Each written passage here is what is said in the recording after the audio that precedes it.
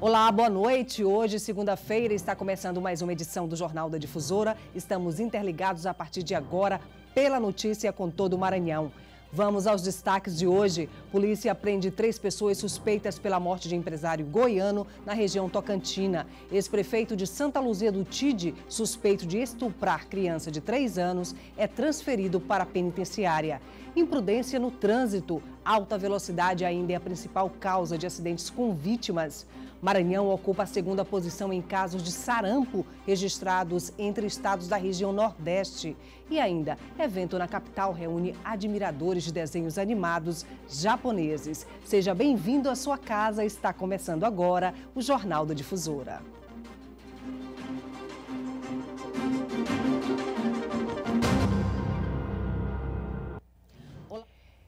E amanhã em Brasília é dia de muita polêmica no Senado. É que retorna à pauta o projeto de lei que altera as regras eleitorais para discussão em turno único. Um dos pontos mais polêmicos é a brecha para que seja aumentado o valor do fundo eleitoral. A votação está prevista para esta terça-feira em regime de urgência e prevê alterações na legislação eleitoral. O texto abre discussões sobre os limites de gastos com campanhas políticas e o que pode ou não ser financiado com o dinheiro do fundo partidário. O relator do processo, o senador Everton, acredita que o novo texto melhora a relação dos partidos e dá mais liberdade com o programa de prestação de contas, mas não há risco da existência de caixa 2. Facilita para o mundo contábil e para os partidos, mas não facilita a Caixa 2, pelo contrário, não facilita nada, é prestação de contas. Quem não quer fazer prestação de contas, aí sim está cometendo crime e esses vão ser punidos. O fundo partidário é anual e já destina cerca de R$1 bilhão às legendas em todo o país. Entre as regras que podem sofrer alterações estão a prorrogação dos prazos para prestação de contas, a utilização de qualquer sistema de contabilidade e mais tempo para correção de dados apresentados nas prestações de contas. Atualmente, a prestação de contas segue uma resolução do Tribunal Superior Eleitoral que estabelece que os partidos apresentem seus gastos até 30 dias após o primeiro turno das eleições e 20 dias após o segundo turno. Com a nova regra, esse prazo pode ser estendido para até junho do ano seguinte. Esse é um dos pontos que tem gerado polêmica no Senado. Todos os contadores do Brasil reclamam do software que o TSE usa.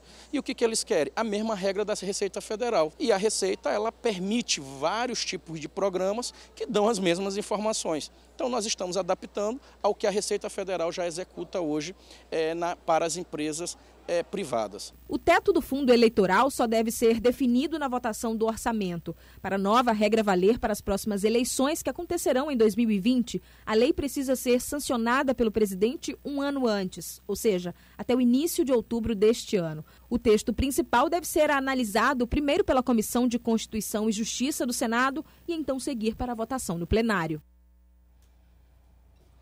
E olha só, na última sessão deliberativa, senadores de vários partidos reclamaram do pouco tempo disponível para analisar o projeto. Entraram em obstrução e a votação foi cancelada. Os líderes partidários chegaram a um acordo para que o texto seja analisado pela Comissão de Constituição, Justiça e Cidadania pela manhã, antes de ser novamente discutido em plenário.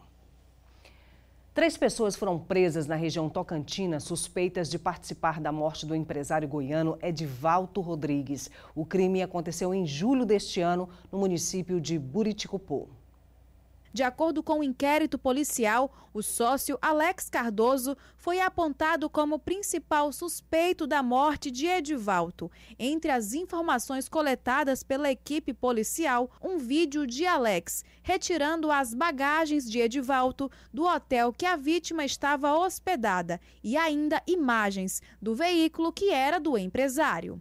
Nós requeremos a busca e apreensão da caminhonete e requeremos também a busca e apreensão no endereço de suspeitos, dentre eles o Alex, e foram apreendidos celulares, foram apreendidos documentos que indicaram, numa posterior análise, indícios de autoria no crime com relação não só ao Alex, como à própria esposa e o empregado do Alex.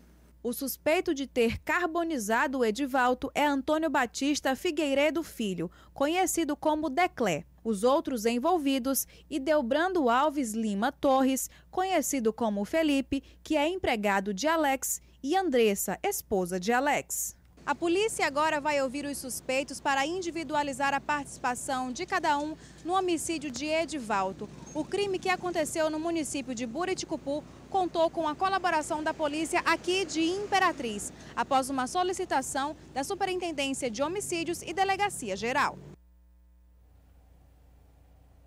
E agora a gente faz um giro de notícias pelo estado.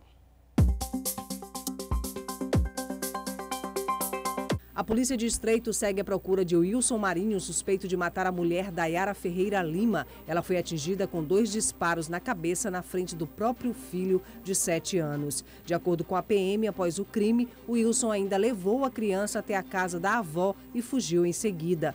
Na residência dele foram apreendidas 3 armas de fogo.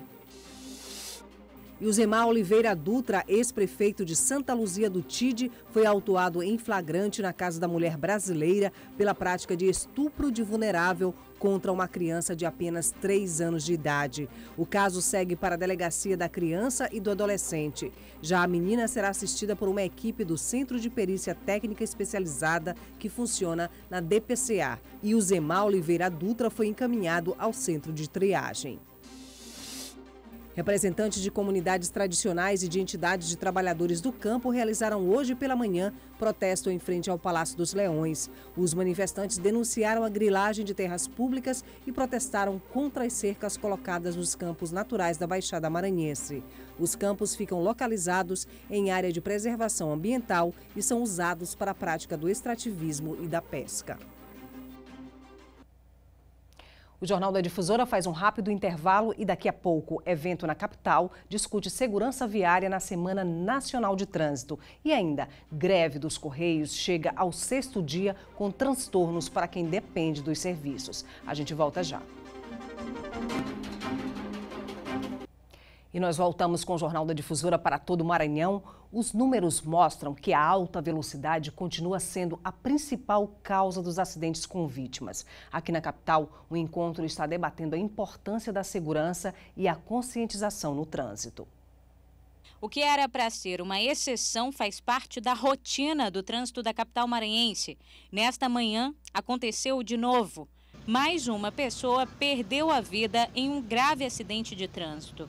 Desta vez foi nas proximidades do Hospital Clementino Moura, o Socorrão 2. Na última sexta-feira, o passageiro deste veículo também faleceu depois que o condutor perdeu o controle e atingiu esta árvore no canteiro central da Avenida dos Franceses. No último domingo não houve registro de mortes, mas muitos funcionários da empresa Taguatur ficaram feridos neste acidente na Avenida dos Africanos.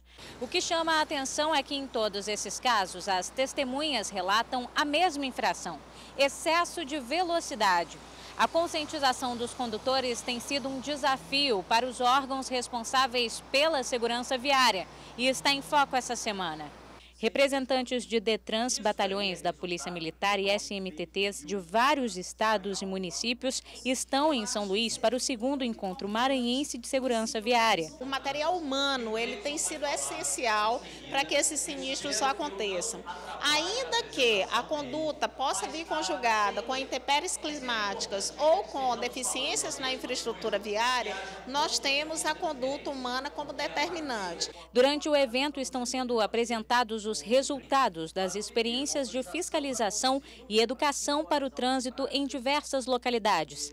Uma oportunidade para analisar o que de fato tem impactado na conscientização dos condutores e redução do número de vítimas no trânsito. Mostrando que vale a pena trabalhar a parte educativa e também de fiscalização, mas de forma contínua, e mostrando o aumento das ações com reduções de pessoas flagradas na operação, consequentemente a redução de acidentes e mortes aqui no Brasil. O evento marca o início dos trabalhos relacionados à Semana Nacional de Trânsito, instituída pelo Código de Trânsito Brasileiro, que completa 21 anos.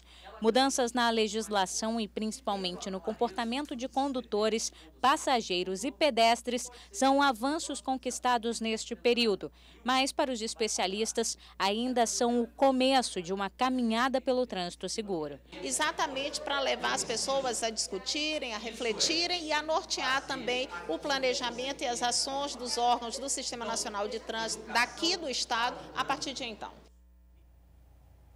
E a greve dos servidores dos Correios continua em todo o estado e para diminuir os impactos da paralisação, um plano de contingência foi montado dentro das agências na capital.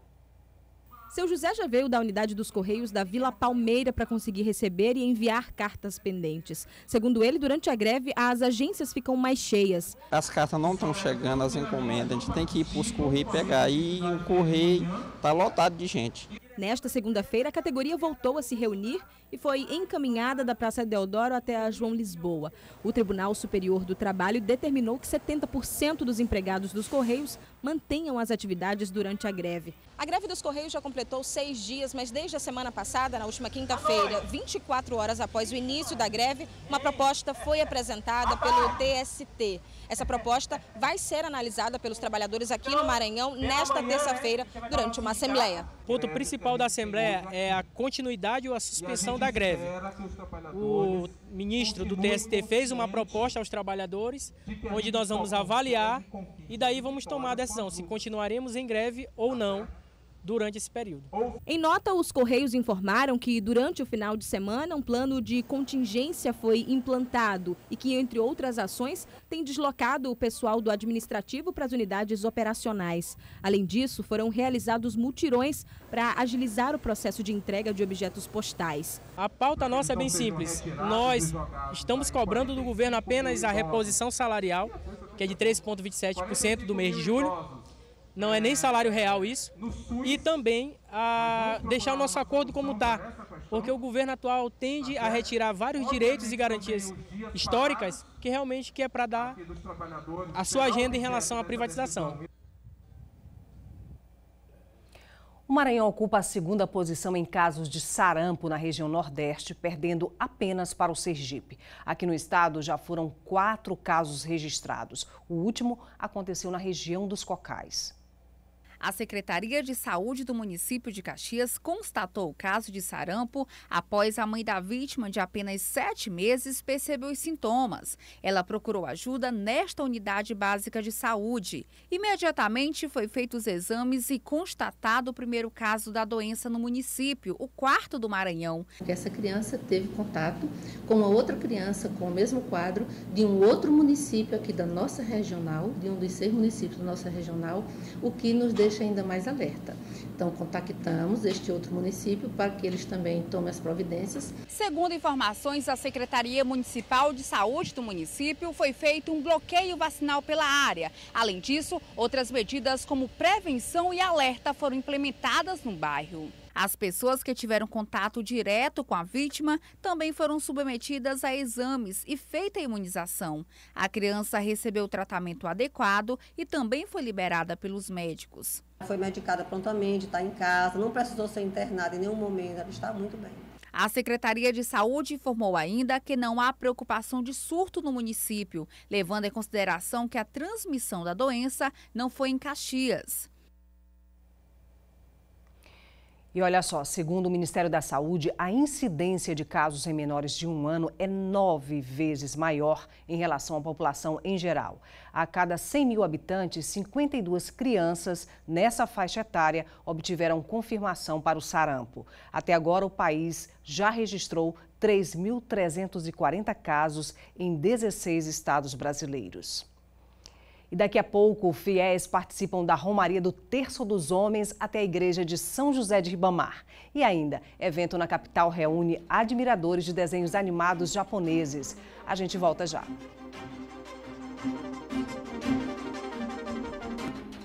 Com o tema Amazônia, Igreja, Missão e Ecologia, uma vasta programação foi planejada para este ano no festejo de São José de Ribamar. No fim de semana, foi realizada a Romaria do Terço dos Homens. Nas mãos, o terço simboliza a fé de um grupo de homens que se reúne para rezar. É o Terço dos Homens. O ponto de encontro para eles, que já se reúnem semanalmente em suas paróquias, foi a Igreja de São José dos Índios. A programação é parte dos festejos de São José de Ribamar. O Jailton veio da comunidade de Santa Luzia, na paróquia de São João Batista do Vinhais. Se juntou na missão de rezar o terço e seguir em romaria até a Igreja de Ribamar. É o momento de estar presente com Deus, o momento de estar um pouco mais da intimidade nossa com Deus, o momento de celebrar a vida dos irmãos presentes, mesmo que estão em casa. ou que esteja aqui com a gente, é um momento ímpar na vida da gente participar do Terço dos Homens, né? O grupo do Terço dos Homens é um grupo de oração. Eles são somos 30 homens do terço que rezamos durante todos os sábados na paróquia Santuário de São José de Ribamar, a partir das 18h30, e lá começamos a fazer a nossa oração do Terço dos Homens. A romaria até a igreja de São José de Ribamar foi regada à alegria e fé de dezenas de homens. Uma intercessão que faz toda a diferença para a comunidade católica. A nossa igreja e nossas assembleias em geral, ela é formada majoritariamente pelo público feminino. E no Terço dos Homens é uma oportunidade que os homens têm de protagonizar, de estar à frente e de mostrar também esse rosto masculino que é importante para mostrar que a igreja também é lugar para os homens virem rezar, celebrar, se engajar e participar da vida de fé.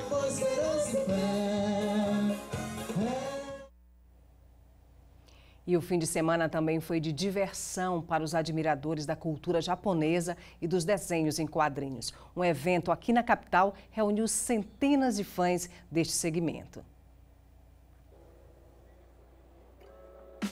Um passeio pela cultura japonesa. São dezenas de jovens que incorporam personagens de desenhos japoneses, tão conhecidos no mundo inteiro. A Isadora veio fantasiada de Zero Two, do desenho Darling in the Franxx. Eu comecei a me fantasiar por causa de, sei lá, eu via nos eventos, aí eu me interessei, então pesquisei e aqui estou fazendo cosplay. O papo entre Jean e Gerson sempre foi sobre cultura japonesa, mangás, animes, e no meio da conversa surgiu a ideia de dar vida a personagens do desenho Naruto. Essa ideia de fazer cosplay já vem há alguns meses, essa é a minha terceira vez fazendo cosplay. Através de Dragon Ball a gente conheceu vários outros desenhos japoneses e a gente teve a ideia de se divertir, né? Porque é legal, várias pessoas tiram foto com você aqui nos eventos. No evento também surgem grandes heróis de desenhos e filmes, como o Pantera Negra, incorporado pelo Wilker. Eu gosto muito desse personagem, até porque é um personagem que populariza muito a cultura negra, entendeu? Todo ano eu tenho que estar modificando para ficar mais igual ao personagem original. Apesar da maioria do público ser formada por jovens, há espaço para pessoas de todas as idades. É o caso do animado Seu Alcino, de 90 anos de idade, que vem acompanhando a garotada. Está animado. Quando a coisa tem animação, é porque vale a pena. Aonde eu participo, eu nunca chego em último lugar. A gente já vem acontecendo em forma de festival e este ano estamos em terceira edição com um formato maior, de projeto. A gente vem inserindo oficinas, palestras, para que não fique só na área da recreação, que se fortaleça também a questão educativa, dando uma intencionalidade a esse trabalho.